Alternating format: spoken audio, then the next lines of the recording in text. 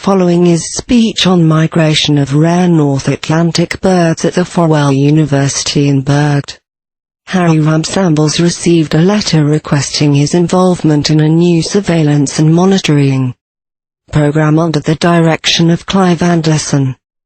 Clive described Harry as charismatic, handsome and full of magnetism and knowledge, whereas Judith, Clive's wife, shares no similar love and believes Harry to be dull, irritable and disorganized. She also plays an important role in the new program as head of both phase mapping and tag tracking.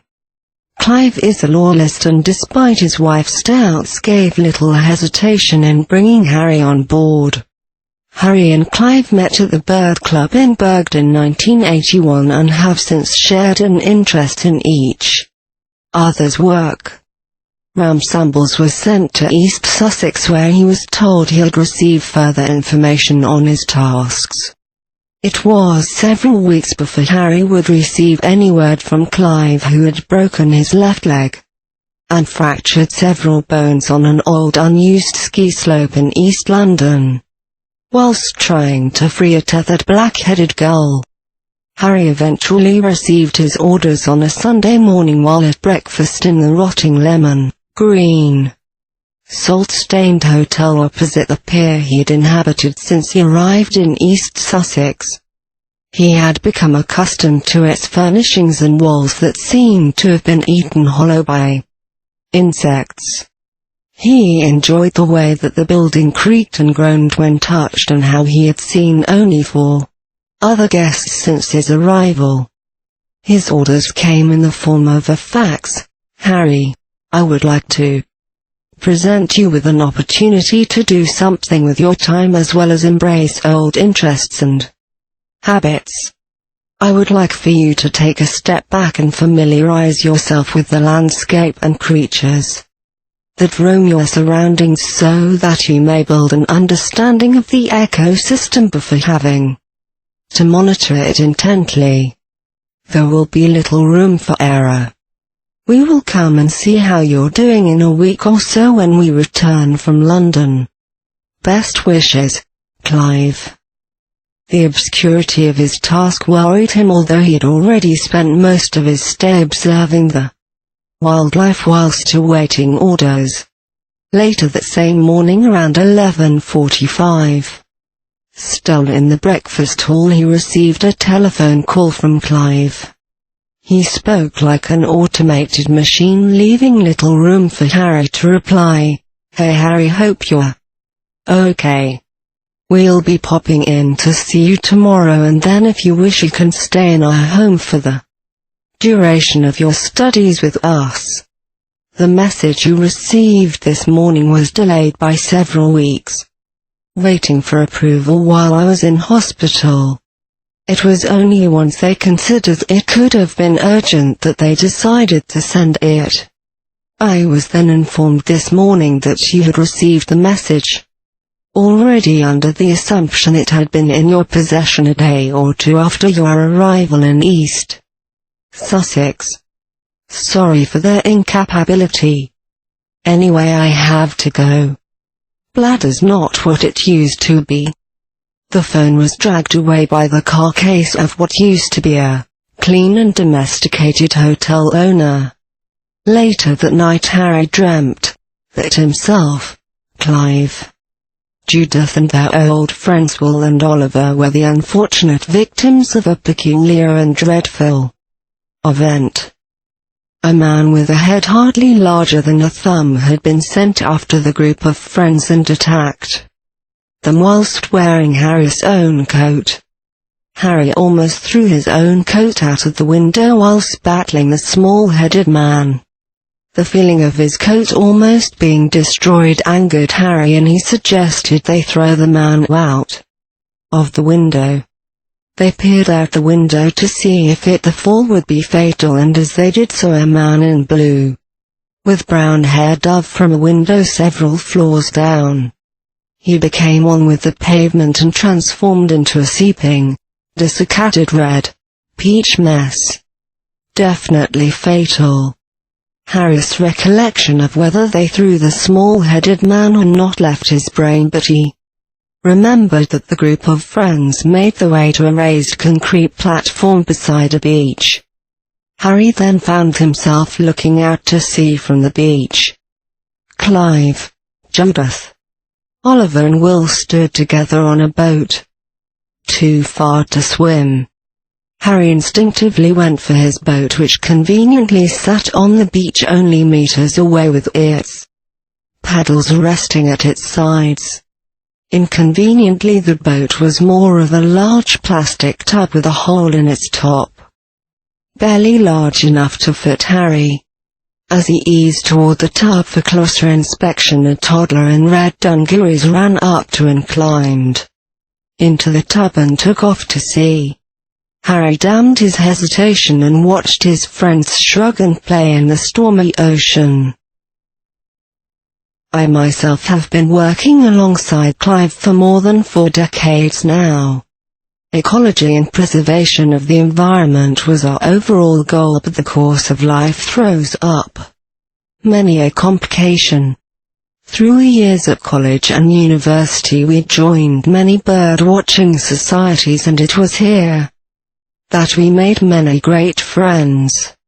9 years ago the Commune Watch House, home to over 25 researchers, colleagues and friends for nearly 20 years, was attacked and burned down by a gang of rogue chemists. We felt this was due to our production of natural and homeopathic remedies and medicines which were always offered free to the inhabitants of the local town. The destruction of the house took all our research with it, and 2 members of our hard-working family lost their lives to the flames. This affected the group in an almost apocalyptic way, causing segregation and the departure of many friendships. It has been 7 or more years since we last saw the bulk of our group.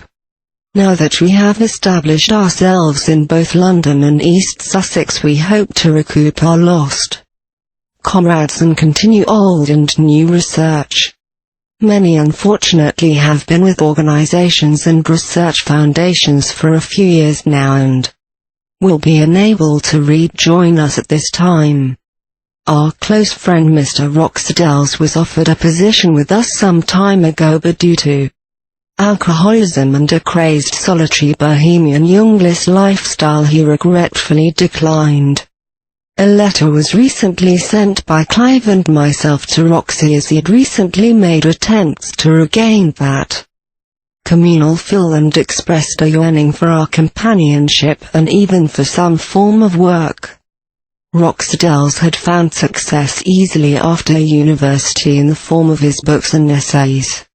He lived in the Watch House for many years before departing to the wilderness. During his time outside of humans, Roxy completed 12 books documenting his observations, obsessions and routines. Roxy unintentionally earned himself a small fortune when the first of his books were published in 1980. Roxy was also credited with the discovery of the Limposlaius. Now we wait and hope we are not swallowed by our weakness for alcohol and intoxication, but more swooped up by our weakness for the environment and Aves.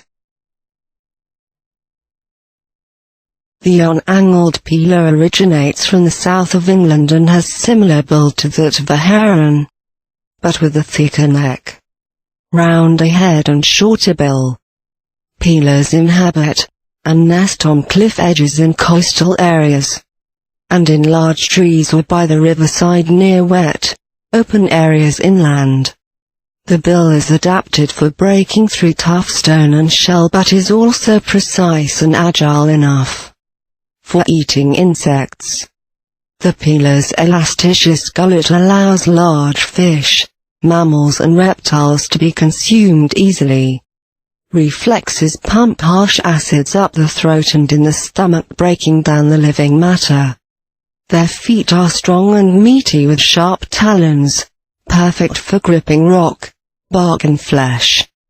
The peeler has adapted to a form of constant migration, traveling from continent to continent, feasting upon rare and endangered species. The peeler's flight patterns are timed exactly to the flourishment of particular species around the world. Peelers will often begin the year in the north of Greenland and fly to the south of Britain. After filling up on pearl-bordered fritillaries in East Sussex, the peelers vacate to the Scrub Island off the coast of Anguilla and spend several weeks on its beaches. They then travel to Ushant, France and feast on rare mussels and fish near the feet of Perda, Creech and Bledgement. The peelers regroup a week later in the north of Greenland and then begin a long journey south to the tip Antarctica below Argentina. After a month, the peelers mass at Port Noloth in South Africa and eat more endangered crustaceans, before either flying back to western or northern Antarctica to regroup at the point below Argentina. The peelers then head north to the eastern coast of Igaraçá, Brazil. Igaraçá has rivers which ensnare many rare and beautiful insects, which is why it seems the peeler spends almost 2 months in this area before going back to Antarctica, then on to Akarito Lagoon, New Zealand. The peelers consume more rare animals here and breed before flying back to Denmark and England to nest. Whilst monitoring the activity of the peelers on the coast of East Sussex, we noticed peculiar behavior amongst some of the younger birds. After performing tests, we discovered the peelers were carrying a parasitic blood disease that not only affected birds but fish, mammals and plants too. The transformation of the blood causes leatheriness and a burnt color change to the skin. It also causes serious lung, brain and vein damage. Plants are affected when the parasites are passed from furs, decaying matter, urine or blood into water or directly into the ground. Plant life experience similar effects and are decomposed from the inside out. Although a beautiful and outstanding creature, the peeler is a very picky eater and has been the cell destroyer of over 1,200 rare or endangered species of animal, and it was suggested several years ago to declare war on the peeler to protect our waterways and woodland. After discussing the matter with the necessary authorities, it was decided that any peeler seen on the British coast should either be killed or taken for testing. The number of peelers has decreased in the last 3 years, but it seems both blood and parasitical diseases have decreased and almost been neutralized. Several months later, it was discovered that a young girl in the south coast of England was suffering similar symptoms to that of the blood disease. Tests confirmed the disease was in her blood and she was given treatment only to die weeks later in a horrible unrelated incident. Other people around the south coast of England came forth showing signs of the disease spreading, and a wide-scale operation to treat the disease was launched. Clive, Judith, myself and the rest of our team were blamed by the inhabitants of the south of England for the introduction of the disease. Clive's home, which had been large enough for all of us to live in, was the subject to arson in June 2000. With the realization that we were in real danger, it was decided that we all flee to Rox's home deep in isolated woodland. Harry had become accustomed to those of us he had only met since his arrival in East Sussex, and although the nervousness shook his fingernails loose, he agreed to come with us. The group of us have resided here with Roxy the last 2 years, living off what nature provides us with, and making large amounts of money from marijuana. Our research continues slowly, and each day we document the woodland that thrives around Rox's home. Each day we grow younger. However, one day Clive came over to me and said, "Sam, There's been an accident and all the cocaine's gone. Harry mixed it in with some birdseed by mistake and has already taken it to feeding sites around the woodland.